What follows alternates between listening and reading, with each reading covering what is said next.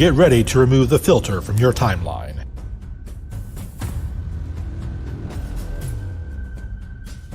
Get ready to break the censorship of social media.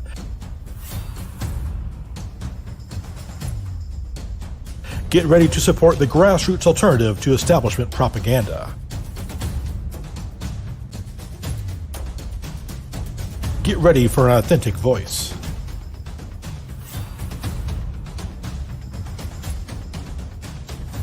Get ready to resist cancel culture.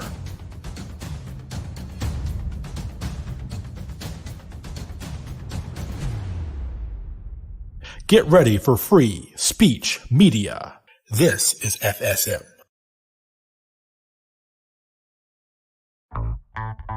From the heart of trucker America, my boy Reed Coverdale, host of The Naturalist Capitalist. As the left becomes less religious, they become more statist. And as the right becomes more religious, they still become more statist. Whenever you add government, you by default remove community. But it actually starts with Bush, right? Like in 2006. That'd be the most satisfying, like, chair shot, ka-chung. And I have no intention of keeping any promise that I make. The radical messaging is almost more pragmatic sometimes. It's bad that the state is as big as it is.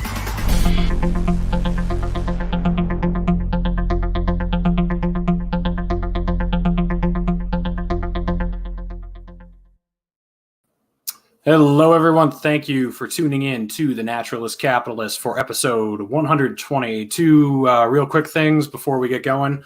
I know I've mentioned this before, but you guys have to get this book by Scott Horton. He sent me a free signed copy, so thank you, Scott. But you got to read that book. It's amazing. I'm finally getting some time to get through it, and it's stuff that you'll probably mostly already know, but it just lays it out in a form that really helps you to understand what's going on. So definitely read that.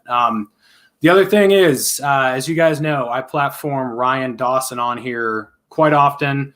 I'm pretty good friends with him. He has been removed from Twitter and he was removed from Facebook like 3 or 4 weeks ago. Obviously, he's off YouTube. And it's not for saying things that are false. They don't really censor you for that type of stuff. I don't know if you've noticed that, but please go follow him at ancreport.com. That's where you can find Ryan, and he will continue to have a platform on this show as long as I'm allowed up. I'm also going to be branching out to some other platforms. I will be keeping the YouTube channel just for the reach, but I'm going to be setting up on PeerTube, on Odyssey, on Rockfin. I don't know. I'll probably be doing several, but I'll be working on setting up on PeerTube after I'm done with this video. But anyways, we got a good show today.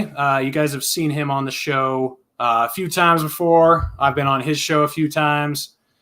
David Spuria of the Live Free or Die channel at the moment. How's it going, Dave? Hey, I'm still here. I got 2 strikes. I'm not in Ryan's boat yet. just to show you that. Yeah, I'm once ready. No, I ordered that, and it's a powerful book, as you said at the beginning. Yeah. Really, so I got a question for you, just because we were both Tulsi supporters. And for me, it was mostly a pragmatic decision. It was like, okay, she's just way better than all the other options. But after reading this and hanging out with Scott Horton and Ryan Dawson and Dave Smith and just like being in that, I wouldn't even call that the bubble. I'd call that the real world, and everything else is the bubble. But after just being immersed in that, I don't know, like I still like Tulsi, but like she's not as good as she seemed a year ago, just because of what we were comparing her to. I was wondering what you think about that. But it's kind of like when you start taking a drug, and the drug it's not doing what it's supposed to do anymore, and you get a hit of something that's like a little more authentic, and you're like, whoa, man. So you start reading like Scott Horton, you start watching Dave Smith, you start doing some of these other things, and you think to yourself, okay, Tulsi Gabbard, all right, let's give her a little bit of credit for at least getting it. It's like getting it out there on the scoreboard. You know what I mean? Like putting it out there. It's like, yeah, there is another way. We don't have to do this stuff. But toward the end of it, I would say things like, it's not just about regime change war. You know what I mean? I would say it's our whole, like Dave Smith said this in a recent episode where he talked about China and how we have this like knee-jerk reaction, like we've got to do something. What? I mean, what are we going to do against China? And he said that. He said, like, okay, you lose Los Angeles in the process, you lose, Hong Kong, and then we go back and forth. And at the end of it, that's not about regime change, right? That's about just, I get it, they're bad, and he makes the point that they're bad. But Tulsi Gabbard, she made a lot of those same points that these people are bad, and maybe we do something. If you recall, she was always kind of like, we weren't sure when she would be a hawk. We knew that she was, against terrorism, right? And she said, I'm a hawk on terror, but I'm a dove when it comes to regime change war. Right. And then that line gets kind of blurred, right, Reed? Because it's everywhere. I mean, it's very complicated in Syria. People just think it's, hey, we're just going there to help these rebels out to do their, they've got our weapons, and then they're fighting against other people that have our weapons. So it's like, okay, who do you, and this is the whole point about maybe we shouldn't be that involved in any of this stuff. And obviously you've got, Tulsi served in a war that is still going on. So you would think, okay, Tulsi, I know we're the terrorists. I mean, supposedly, right, George W. Bush said mission accomplished a long time ago. So I would use that and say, you know what? George W. Bush won the war. So let's just bring, just to be a goof and say, and just bring the troops home, because W said he had, I don't know if you remember the banner, it said mission accomplished. So we're done. We don't have to do anything else. I don't understand. But you're right. The whole, if you've noticed, I haven't done any Tulsi content in a long time. I used to do it just to get a few views, because apparently that's all the folks, cared about, was what Tulsi was wearing, what she was eating. And I'm not trying to bash on Tulsi. Tulsi, I think, is a very good politician.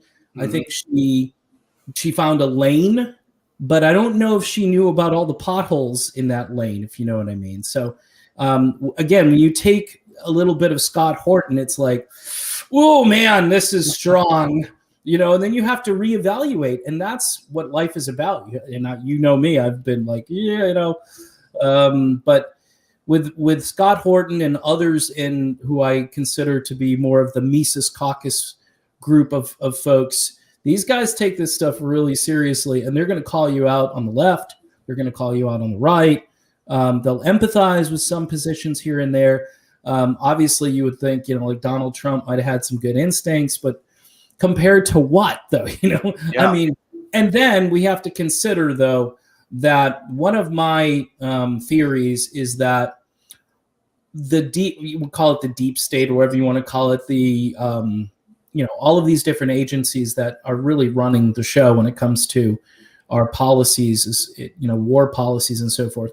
Those agencies, I think, I don't know how you penetrate those agencies unless you eliminate those agencies, unless you fire, hundreds of bureaucrats and send them packing and reorganize the government. Obviously, we talk about decentralization, but I'm just talking about annihilation, not decentralization.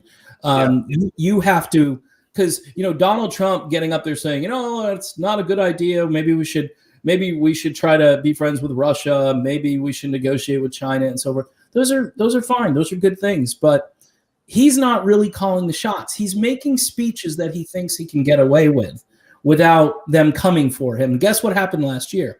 They came for him. All right. So the libertarians, anybody who wants to, I think, diffuse this bomb of power in DC and all over the country, for that matter, needs to start thinking in kind of more broad terms. That it's, I put down as a topic, does it matter who the president is? I mean, does the president even have any power? And it's a great argument, by the way, to bring a power back locally to the states and to the people that can, supervise their own localities. It makes no sense that there's this giant thing in DC and we just look at it and we go, you've got a rogue FBI, you've got a rogue CIA, you've got all these agencies. They don't investigate the stuff that needs to be investigated. Now they're weaponized to be used against, one party gets in there, and then all of a sudden, that agency is all of a sudden going up against the person who's in office, but they're not investigating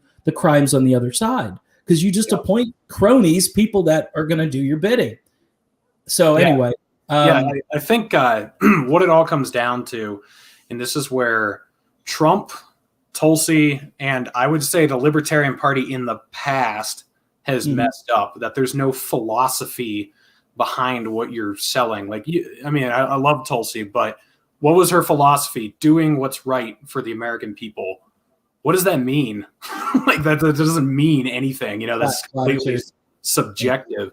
Where the Libertarian Party, you are seeing a reawakening of a principled arm of it that wants to bring the philosophy back, the non-aggression principle, self-ownership, property ownership. I never heard Gary Johnson talk about that ever. It was the Republicans are idiots and the Democrats are, crazy, and we're the normal people. And it's like, okay, so what? Well, yeah, you were looking for some substance on the bone, and you and I have talked about platitudes before, and was it Mayor Pete and the King of Platitudes and the Democratic primary, but unfortunately, and again, this goes off on another sort of tributary, is you've got a population right now that is really easily led and manipulated down these roads that go nowhere. Yeah. It's like, you ask somebody, so what does that mean, what Mayor Pete said? What does that mean? Well, I don't know, but it sounded great. He cares about me. And this, again, and both parties do it. I think the left does it more because they're always doing the emotional appeal.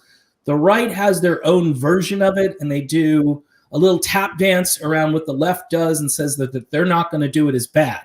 So people go, okay, they're better. And there might be, I believe there's some truth to that. But then there's a smaller microcosm of those people that are actually serious, like the Thomas Masseys and, the people, as much as you might not like Matt Gaetz, but he's totally serious about what he wants to do. And he's trying to just take, hey, you don't need Donald Trump, you can have me. And so a lot of people are going to gravitate toward that full strength. But what happens when he gets down the road? He's already being targeted, his aide or whatever was already had to plead guilty and so forth. So they see any kind of speed bump in their full steam ahead. Everybody thinks uniparty agenda. And what do? They find a way to diffuse it. That's why I keep going back to, if you could get, you could take the mantle of power away in DC and destroy it. That's what you would do. I mean, what is that libertarian slogan that we want to take over the world or something so you can leave people alone. Yeah, take over the world and leave everyone alone. So that's what I mean. Me and you could march to DC and say, okay, all right, shut it down. It's like a car. It's like a machine that's gone haywire, and you say, I got to shut this down to save the world, and then we just eliminate this machine because we don't need it, and that's really what people have to come to grips with. Yeah, I think that there are still some who really piss me off who they think it's about who is sitting in the Oval Office, because you remember a year ago, you and I were having conversations on this channel about inflation, at our roundtable discussions with Mike and Charles. We were talking about the stimulus bills that had passed and how disastrous it was going to be. And, and everyone was like, well, I don't see inflation yet. And we were like, oh, wait, just wait. You're going to start seeing it. And now we're starting to see it, and everyone thinks it has to do with Biden being in there. It's like, okay, he's certainly contributing to it. He's certainly making it worse. He's definitely not doing anything good, but it's the overall system. It's not like who is in there. And then there are so many people who are like, oh, if we only, could have gotten Tulsi in there. And it's like, well, things would probably be a little bit better, but one person getting into the Oval Office is not going to be able to just dismantle everything. I mean, Trump sort of like touched it around the edges, and they hated him. Like they tried to impeach him twice, and they tried to frame him as a traitor, for just like touching things around the edges. And so if you had someone who went hard in the paint against them, they would get rid of you, I think. That's what I'm worried about. And that's what we have to all kind of consider, that say you get this great say Dave Smith runs for president, right? I'll just throw it out there because it's just a cool concept. Mm-hmm. And he would get destroyed, number one, because he's a comedian and he said all this crazy crap while he's been a comedian during his stand-up. They would misconstrue, they would take things that aren't seriously. They would have so much material. And at that point, it would be up to Dave and everybody who supports Dave to say, hey, this is BS. I mean, this isn't what's really important. But I just don't know today and read in today's culture, media culture, that this is something that's easily, like you can get a workaround. Like you're on this channel right now. I'm on this channel. We have your platform's growing, mine's kind of not. And it's because I kind of bailed on Tulsi. The point is you have to get to like Tim Pool level. You have to get to like somebody who gets up there and is an influencer who might be able to reach a few people. But, it's really hard. This is an uphill battle. What I like about sort of we'll call it the new libertarian philosophy, or it's actually the return to the old principles, basically, is that it's a good philosophy. Like you can sit there and you can have a conversation with somebody and say, oh, really? You think debt's a good thing? And this is where Trump failed, because Trump was like playing a game, and he was playing a game with currency and trying to say, okay, well, if the Democrats propose this bill, I can propose, remember the $2,000 checks? I can do a bigger one. And then Pelosi was like freaking out because she was thinking, he's a Republican. What's going on with that? So a libertarian comes along and says, no stimulus, zeros, don't do it. Don't do it. You're going to destroy your currency. And people go, but I need a check. You also need a job. And then that goes to work ethic. And I was telling my friend Charles, your friend Charles, I want to say I was right about the UBI thing, but I wrestled with that and I said, it's going to encourage people to stay home. And guess what's happened, Reed, the last few months, because the government has this open-ended unemployment till September in most states, and they're trying to pull back now because a weird thing's happening. All these jobs are available, but the unemployment rate either remains unchanged or it's going up. And they're like, I think even Biden said the other day, hey, if you find a good job, you should take it. Really, Joe? Really? Like I say to people aren't stupid, Reed. If someone says, Dave, just sit there, I'm going to send you $600. Don't do anything. Don't go out looking for a job. And as soon as you go out looking for a job, and the job is going to suck, it's going to be a menial job, something maybe you don't want to do, and they're going to pay, they're not going to pay it as much as what the government's sending you. Well, you're going to stay home. You're not stupid, And so this is, like I told Charles, I said, it's not that I don't want people to have money. I mean, people should work and earn money. In some cases, maybe people, if they're on disability and they can't work, we can maybe work something out with those folks. I'm not totally against anything for anybody. But the point is, it's encouraging this culture, which seems to be in this almost shutdown mode from last year. It was like that was a dress rehearsal for what could be, I hate to say these two words together, the new normal. Yeah. I mean, that's not really a conspiracy. CNN put a headline out about a month and a half ago saying that the COVID lockdowns were a good dry run for measures against climate change. Yes. So, I mean, that's CNN saying that. Yeah. Well, I don't know how Veritas did a video where they talked to the guy from, they sent it. I love when they do this undercover stuff. And it's like the guy goes on like some dating app and he gets a date for the night. He's really excited. He's got this hot looking girl who's actually an undercover reporter. So I love this. This is great. And they're just talking, they're asking questions. And he's like, well, what I do is pretty much just, I don't know if he used the word propaganda, but he said something very similar. And then he said, the next big thing is going to be climate change. Because, if it bleeds, it leads. And if it fear sells, he said the two words, fear sells. So this is an agenda. And when it comes to the media, they don't really care about us. What they care about is keeping those ratings. I mean, it's a no-brainer.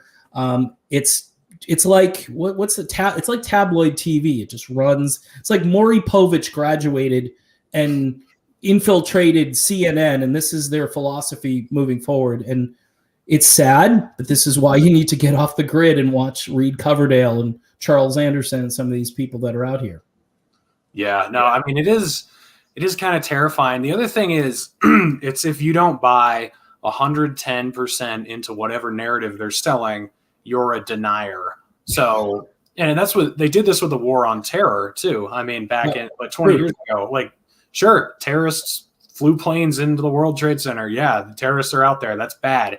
I don't think that means we should go into Afghanistan and into Iraq and start this all-out war on terrorism. I think it's going to make it worse. So, like, I believe the planet is getting warmer, and I think that we contribute to it. But if I don't think the world's going to end in 10 years unless we have a Green New Deal, I'm a climate change denier. That's how they get you. Right. Well, and then going back to 2004 or whatever, nobody in the media was asking the question other than, no, here's what they were doing. Because Bush put out all this, they hate us because of our freedom. Remember that? They hate us because we're free.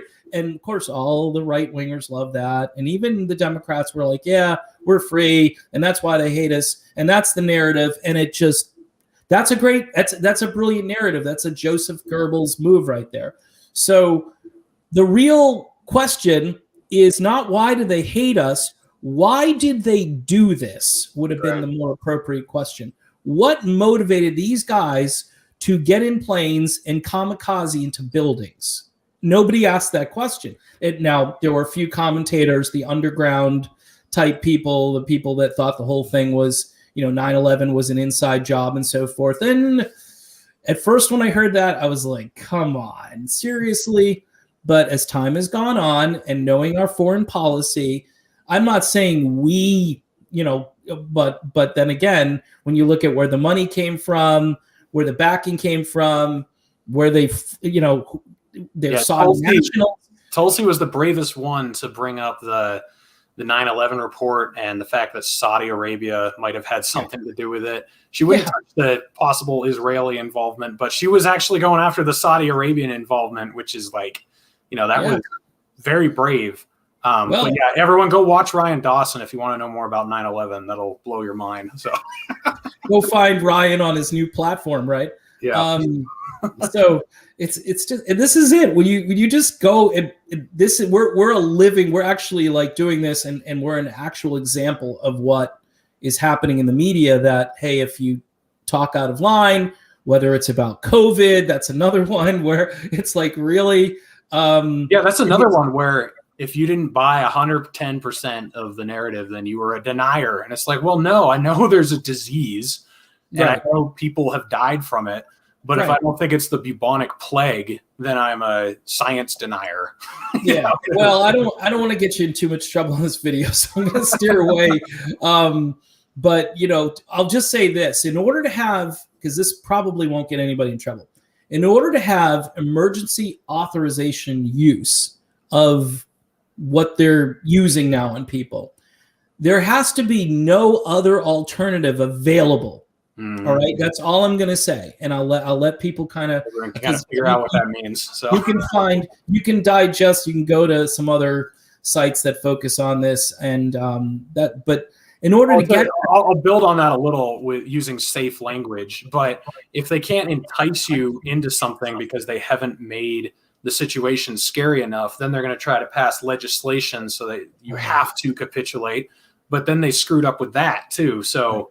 This is actually a big white pill. Like they just, with what you're talking about, they pushed it way too hard, way too fast, and everyone was like, "Whoa, hold on, this doesn't make sense." It was kind of amazing. But we'll just say development on a product like this is typically like 10 to 12 years. That's all I'm going to say. And you know who I blame for this? I do blame Donald Trump. This was even last year when I was more on the like hanging on to one boxcar of the Trump train about to fall off and thinking it's better than the other train, because that's all you have these days. You got two crappy trains. Which one do you go on, And so I was thinking, why?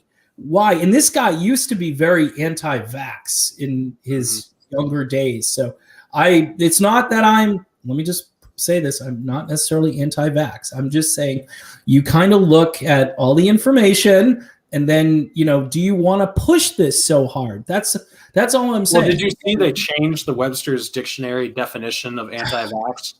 Did you see that? Or conspiracy theory? I heard about it. I didn't read the new definition. Yeah, so the new definition includes people who don't want mandatory government vaccinations. That's an anti-vaxxer now. So I'm also an anti-vaxxer, I guess, under that new definition. So, wow. Folks, tyranny, if you think tyranny isn't at your doorstep, if you think tyranny, like you use the word, people, I go, it's tyranny, and they go, that's kind of strong. I go, no, it's not. It's not. It's here. It's here. If the last 15 months between a lot of the different, not just the COVID stuff, but there've been a lot of other issues that show me that tyranny is here and it's entrenched. And I'm not sure. I mean, like I say, I'm not sure what we do about it. I mean, I'm so happy this movement's here because it gives me, that's why I can't go back to being the political refugee. It's giving me a home. For the first time, I feel like I can now, it's not perfect because no movement is perfect. I may disagree on tactics or certain language and so forth. But I do agree. And, I've always wanted to be outside the duopoly, but not for the sake of it. I tried with the Green Party so hard. I'm going to try to make this work. And then I'm thinking it's authoritarianism. It's still authoritarianism. It's just a different, it has a nice name or it has a different name, and there are different people telling you that they're better and they'll do it the right way. It's that old adage that we just haven't tried this enough. We haven't spent enough money. If we spend the money, it'll work, Reed. And then you'll be in a socialist utopia. It'll be the greatest thing you've ever seen in your life. It'll be like Sweden, which, by the way, isn't a socialist utopia, just for the record, but they'll cite places that supposedly have governments. And by the way, not every government it's not like one philosophy or one size fits all. What they do in Sweden works for Sweden, hopefully, and that might not work here in the United States. This is what the founders wanted. They wanted almost like this great experiment where we try, we fail, we learn, we try again. And these days, we're not trying anything new. We're just doubling down on what sucks. We're building back better, Dave. I don't know if I did, but... Yeah, well, you actually that's good. That was good. You just put a video out that I started watching, but then I got a phone call, so and you just put it out. It came out like, I don't know, 40 minutes ago or something, but it was, I think it was titled "The Politically Homeless Have to Come Home." Yes. You were just talking about that a little bit, but do you want to expand on that at all, or? Yeah, thanks for watching the video. That got my video over like 5 views, so I appreciate that. No, I'm bad these days. I have another channel, by the way, folks. I'm going to plug it here because it is my, it's called The Real Music Observer. Have over 40,000 subscribers, talk about music, old fogey stuff that I listen to and issues that are related to that. The only reason I threw it in there is because that channel is growing and, that's how I pay some bills. So anyway, the video I put out, what I was thinking, like I watch all these different channels. I don't know if you still watch some of the more progressive ones. I was watching Jimmy Dore yelling about Aaron Mate, right? And how the Young Turks framed him or whatever. Yeah, the Young Turks are going after, because and I knew the Young Turks were just a neoliberal outfit, but all those progressives are kind of like, oh, they could be good, but they're not good, and they say a couple of things that I like, and then of course I don't like their philosophy now at all. I've kind of pulled away from it, but I admire Jimmy Dore for being what I would consider an honest, real progressive type. And we agree on some stuff. We definitely, there's some crossover there. I think when we get to the economic stuff, we're going to have a train wreck, but we can agree on the surveillance state. We can agree on truth. We both, all of us kind of agreed that the whole Russia hoax was ridiculous, and Jimmy Dore was a champion of that. So you've got those progressives out there who you can have a dialogue with on. It's like when you did your video with Kim Iverson. It was fascinating. It's a good video. And there are a lot of things that we can come to grips on. It's almost like the progressives and some conservatives and definitely the people that are in the middle are dying for an alternative. They're just like, please give us something that isn't those two things over and over again. And what we need to be able to do, though, is pull back and look at the important issues and say, okay, I'm in this tribe. I talk like I'm in this tribe. I act, I wear the T-shirt. I'm in the tribe. But you've got to think to yourself, at some point, when I say you've got to come home, it means you've got to come home to something that has a chance, that actually has a disrupting chance to overturn the two-party nonsense that we've been stuck with. Now, there are other ways, me and Charles Anderson have talked about this, where you can invade the Democrats, you can invade the Republicans, you can be Thomas Massey, you can be a Rand Paul type, and that might work a little bit. But I think the corrupting force of being in those organizations and having to answer to Senate Leader Mitch McConnell or House Speaker Nancy Pelosi, holy crap. And it's like your head's going to explode, because those two people are a couple of the worst politicians ever in my lifetime. Yeah. So how do you get around that? Well, you've got to get your Mises Caucus on. You've got to get something that's going to be a real threat to them, and they're going to be like, uh-oh, they're on to us. They're so mad at us at this point that they've decided to all go rogue. And by the way, working from the bottom up, we've talked about this on numerous occasions. Run a presidential candidate and hope for the best, right? And put him out there, and maybe that presidential candidate has an effect down ballot. But you've got to start at dog catcher, town council, state rep is a great place to be right now with all the voting irregularities. We'll call it that. I don't know what to say. If you want a secure election system, guess what? You've got to start at the state level. You've got to start at the town level. Precinct captain. Okay, that's a big one right now. If you can become a precinct captain in your town as a libertarian, or even as non-affiliated, if you don't want to take the plunge, it'd be huge. Because then they're even like, hey, he's not on our side. He's not going to do what we want him to do. And then that begins a snowball where people, it's kind of like when they take the mask off and they go, hey, I can breathe. I can do this. I don't have, it's like the courage. You have to get the will and the political courage, and it's your kids. If you don't like what's going on at the school you're sending your kids to, public school, which I think most public schools at this point are an embarrassment. And if you get rid of the Department of Education, at least bring the education back locally. But I'm thinking all private schools, if you're going to get a little kickback like we do here in Florida, where you can take that money and it's a cool program,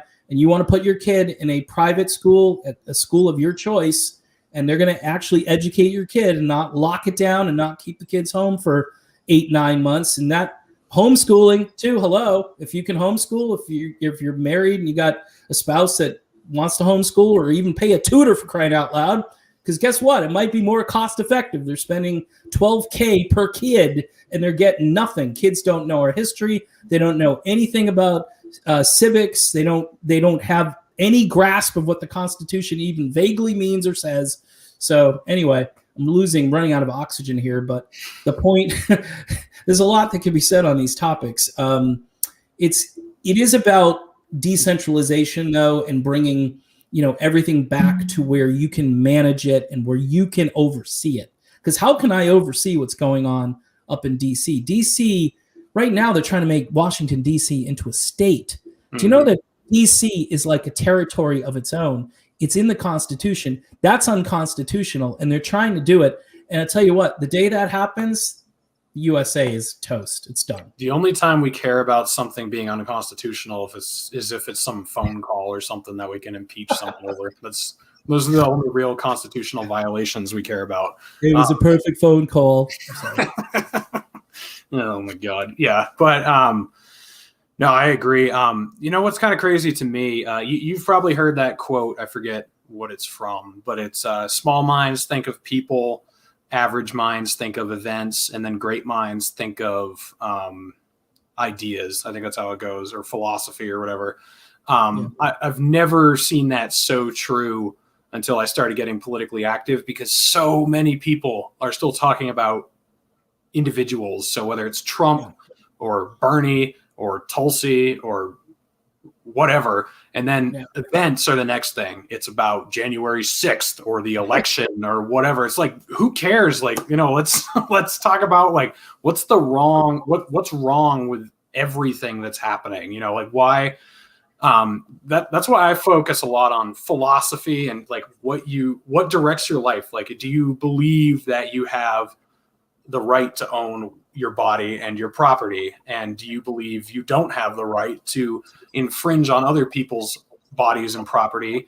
Once you get people to start thinking that way, then their actions will be out of their philosophy, because we seem so caught up on trying to convince someone that, the minimum wage is a bad idea, or that Social Security is bad. And it's like, okay, cool. If you can bring them over on that issue, I'm not going to stop you.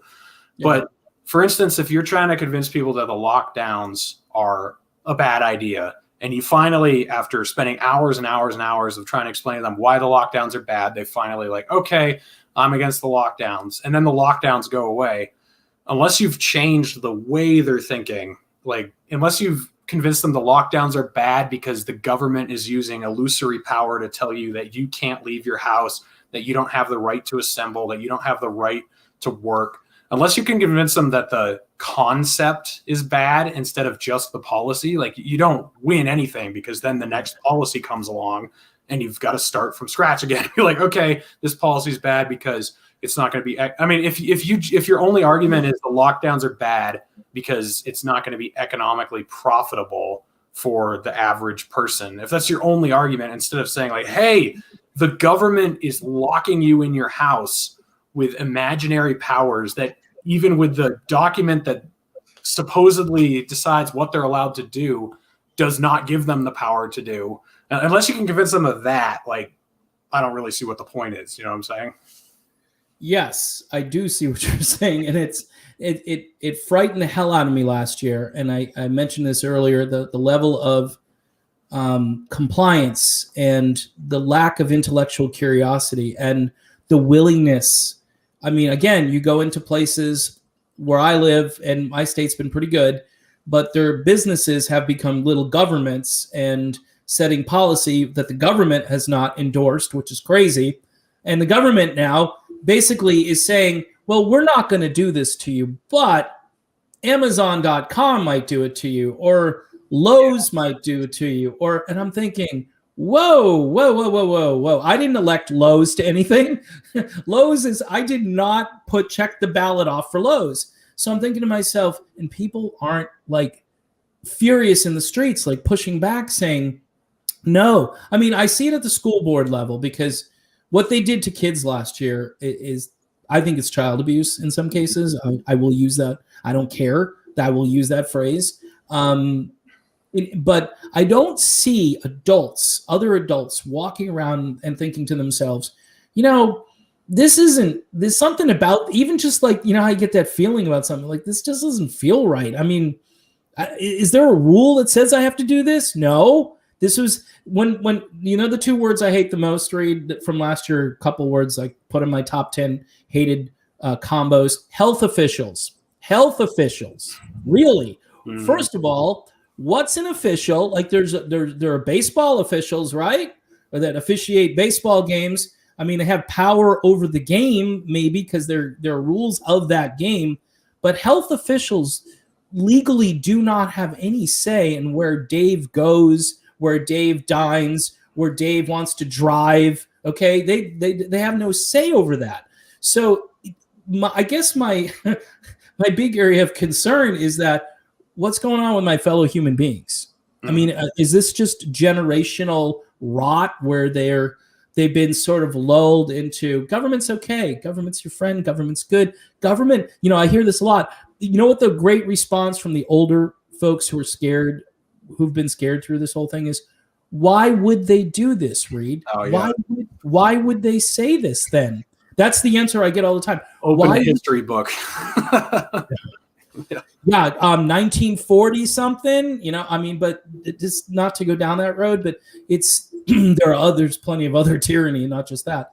The point is that it does seem that people have been lulled over time into thinking, okay, well, like you talked about Social Security. Well, I'm going to have security at the end of my life. Thank God for Social Security. Like you couldn't have put that money away yourself, right? You couldn't have put it somewhere that would have earned you money, that would have earned you back in the days when we had some level of banking and interest rates. But that's, again, another topic. Maybe, the government bonds and so forth that are worthless. All these things that used to have worth, people are now still kind of like coddling and embracing and thinking we've always done it this way, and so we're going to continue to do it this way. And people are resistant to change. People don't seem to want to do their own research. They want to be told what to think. And that, not to keep using the Orwellian, but Orwell was a genius to come up with this in a sense, because he foresaw all of this ahead of time, and all of it plus more, I think, is starting to come true. And so it's kind of like, wake up, but what do you do? Like my wife, she's going to freak out because one day I'm just going to grab somebody and go, what are you doing? Do you understand that you don't have to do this anymore? Do you want to be a free being? Do you want to be a free citizen? And I don't care if you're black, you're white, you're transgender, you're whatever. Freedom. I feel like Braveheart should be playing right now, but it's just, I don't want to use the word, I don't want to knock on disabled people here, but it's the word. It's that word. It's like there's a mental blockage happening. What he wants to say is it's fucking retarded. That's what he wants to say. Thank you. Thank you. My translator has come through. That's the Dave to read translation of what I was saying.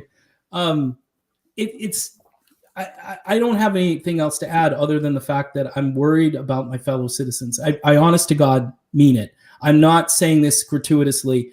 I look around, and when this happened about 6 months later, I'm like, it's the freaking zombie apocalypse. And then it becomes like, well, we don't care. We like it. I did a video, I think, called People Like Lockdowns. People like this. And I'm thinking, because they can play Fortnite and they can hang out and they can Netflix all day long. Hey, I binge watched, an entire series on, wow, Reed Coverdale just drove a freaking truck across the country, and you've watched, binge watched the entire. I don't even do that crap, and I don't have to really go anywhere. Yeah. But just read a book, get outside, get some fresh air. I mean, at the very least, but I don't know what happened, man. I don't know what happened. Well, I think it ties back into philosophy, and the biggest thing you were talking about Orwell, the biggest danger that I've seen is double speak. That's the Orwellian term. So, things mean something sometimes, and then they don't mean things other times. It's impossible to have a debate anymore. Like terms are inconsistent. They don't mean anything anymore. There's no objectivity to truth at all. People are like, well, to me, this means this, and to me. It's like, I don't care what it means to you. That's where we've lost. And I think a lot of people backpedal, like they don't want to use the proper terms anymore, because sometimes you literally get called a bigot for using the proper terms. And I think we've got to double down and be like, no, this is what this means. This is what this word means. This is what it's always meant. And then if they start changing them in the dictionary, we got to resist that too, because if they take your words away, you can't change people's minds, because words are the number one influence on the way people think. Right. No, that's super well said. I mean, words mean things, or they used to mean things. And now what happens is they get twisted, or as you mentioned, somebody comes back with, well, that's not my truth. That's another one of my favorite ones. And it becomes this battle of, what is the universal truth is inflation. You might have your own subjective truth, but once we have inflation, hey, it suddenly becomes objective pretty quickly. So yeah, and again, you've got to veer off on that road. The inflation itself, I mean, what are you denying? Inflation, you're denying for the people that like Trump, for instance, the gas prices did go up like $1. Okay. And I'm not saying that's all because of Biden, but it did kind of happen coinciding with his existence. And these people who are all like, I didn't like the guy with the mean tweets, and so I voted for Biden. And I'm like, okay, so your gas prices are $1 more. In some cases, it's even higher than that. Well, he didn't do that. Really? The president gets the blame or the credit when something happens under his watch. And he canceled a pipeline, number one, and another one was hacked while he was president. So, but you say that to people and they go, it goes up every year. They do new formulations. And so they do. You're right. But it doesn't go up that much. And then it goes back down. This is different. And then they still won't listen to you. So you say, okay. And this isn't an argument for Trump. I'm just saying this is an argument for what actually happened in telling people black and white language and saying, okay, I'd rather have Trump on energy than Biden on energy. Okay, I'd rather have a libertarian on energy because the libertarian would probably freaking drill in every freaking state as long as it's not going to, do too much to harm the environment. I'm sure we'd be pushing for nuclear energy, which that's true. Phase out fossil fuels. All this push for solar panels and wind turbines doesn't work. It almost is enabling fossil fuels to outlive their market viability, because if we had been able to invest in nuclear and there wasn't this fear-mongering tactic against it, just like there has been with the war on drugs and everything else, the lobbyists get in there and terrify all of us with these alternatives, then, maybe we would be much further down the road than we are now. But now we're still here fighting over whether we should be banning fracking while we're still burning coal. It's like, wow. Yeah. Well, and we traded the Canadian pipeline for the Saudi Arabian pipeline. Not that it's a literal pipeline, but that's what we just did. And it's like, oh, we got to make the Saudis happy again. Although, again. Watching the news, the Canadians are becoming as authoritarian as the Saudis. You got me on. See, this is crazy because you turn left, you turn right. That's why if we do solve the problems within, the lower 48 and Alaska and so forth, you would be better off, at least from that standpoint. And yeah, you say nuclear energy, people go, but what about Chernobyl, man? What about the meltdown? It's just going to melt. And then you say, well, the technology's improved. If you read about, all the preventive measures they have now, and it's much more efficient than it used to be. Well, where are you going to store that crap, man? They put it inside mountains now, and those mountains are just going to turn green. They're going to start glowing, And I'm like, okay, so I can't talk to you about nuclear energy. It's like you said, it becomes this brick wall. You hit the wall and you go, all right, next topic. I'm going to lose again, but you're not losing. You just I can't get through. Yeah. And I think that's the mentality. Libertarian philosophy too, in and of itself, is it's nuanced. But it is easy to understand. It lines up. It's like non-aggression principle, anti-war. We don't believe in blowing other countries up so we can have natural resources. We don't believe in doing it anyway because, I tell people this, on the old currency, it used to say mind your own business. See, the founders were actually kind of in line with most libertarian stuff, but the right wants to take credit for them, and then the left used to on issues of free speech before they became anti-free speech. So I don't know what they don't like the founders. I know that at this point. So you got the right that kind of likes them and kind of quotes them here and there. Some of them get it right, some of them don't.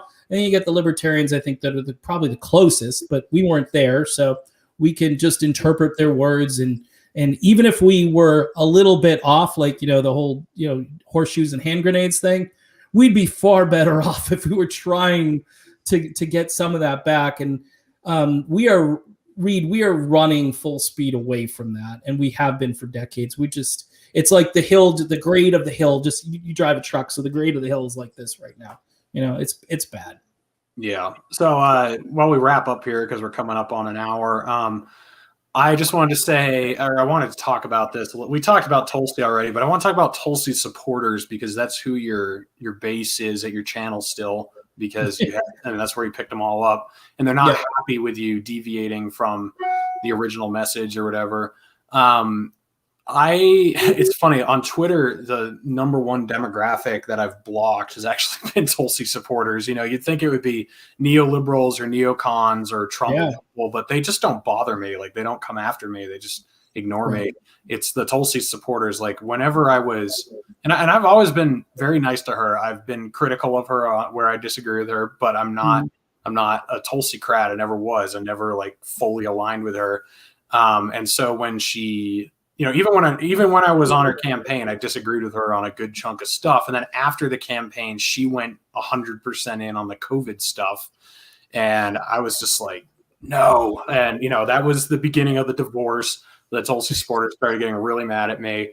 And now I just like to trigger them sometimes. You know, you know how I am on Twitter. I'm a yes. I like to trigger people. But well, how do you envision that going with your channel? Are you hoping to get enough people over there? Are you hoping to change their minds? Do you think that's possible? Or are, you know, Tulsi supporters, for the most part, they don't strike me as philosophical. They believe in divine command theory, and Tulsi is the divine. So whatever Tulsi says is right, and they just always go with that. And it's like, guys, you gotta center yourself on something other than an individual. But I just wanted your thoughts on that. Yeah, it's the cult of personality things.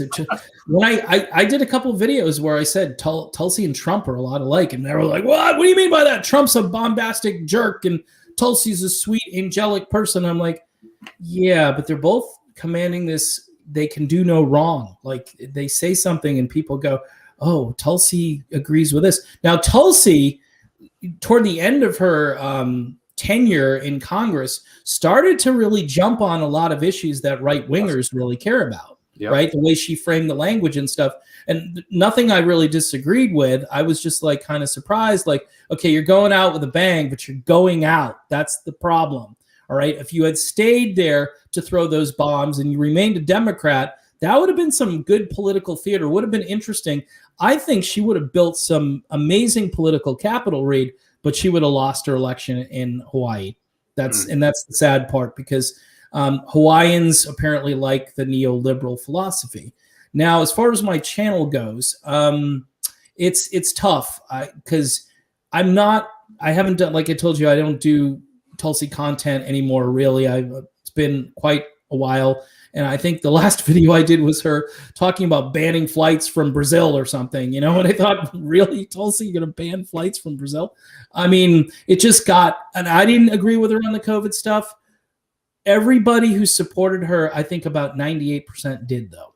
And it was a little bit tragic because you had all these independent thinkers, I thought, who were like examining left-right paradigm. They were really digging into issues. They weren't just all, you know, what's the word? Just, it wasn't just the cult of personality, but then I find out that maybe it is the cult of personality. Maybe because they'll say something like, imagine doing this all day long, saying, you know, I really agree with Tulsi Gabbard only on like one thing, but man, she's just such an attractive candidate that I've got to vote for her. And I'll be like, but you only agree on one thing? Yeah. Well, that's enough for me to vote for it. Nope, sorry. Can't go down that road with you. Can't do it. I tried to do it for a while. When she endorsed Joe Biden for president, I cut her. I was really angry. Then I cut her some slack. And then I figured, okay, it's political strategy. And a couple of times she's kind of weighed in on issues and gone against something that Biden said or whatever. And I said, good. It's about time. You should be doing that all the time. But that sweet syrupy endorsement was just, and Jimmy Dore, I remember he was like heartbroken. They were sitting there on the set of that show, and they're just like dazed, like deer in a headlight, you know.